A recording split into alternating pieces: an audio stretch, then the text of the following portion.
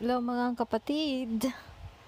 So, for today's video guys, ayan, nasa off tayo today. Yan, September 1, unang araw ng Setyembre.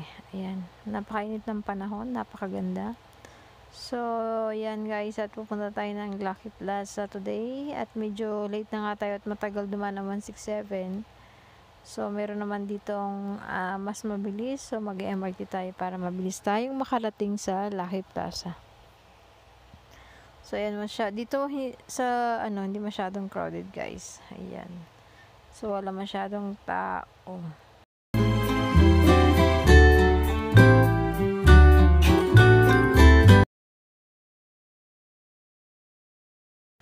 So, ayan na nga guys, at andito na pala ako dyan. Andito na ako guys sa Lucky Plaza dahil unang araw ng September at syempre, mga sahuran na rin ng ating mga kababayan. Yan, so, kaya maraming din tao guys kasi ngayon nagpapadala sila. So, ayan guys, at napakaganda ng panahon. Diba? Very crowded guys. Anong oras na dyan guys? Ako nagpunta mga 2 o'clock na ng hapon. But still, pa siya talaga. Very crowded pa talaga siya. Napakadaming tao guys. Grabe. Wala na talaga lang mapuntahan yung mga kababayan natin tulad ko. Charot. So, after nga yan guys, may kakasama nga pala ako kasi kanina nakasama ko siya sa my train. So, sabi niya wala daw siyang kasama. So, sabi ko, sumama siya sa akin doon sa church. Sabi niya naman, sige, ito.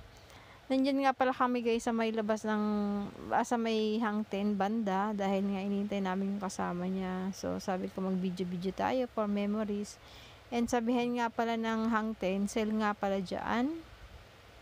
So, yung dating $10 is naging 5, ay buy one take mo na siya. So, ayan.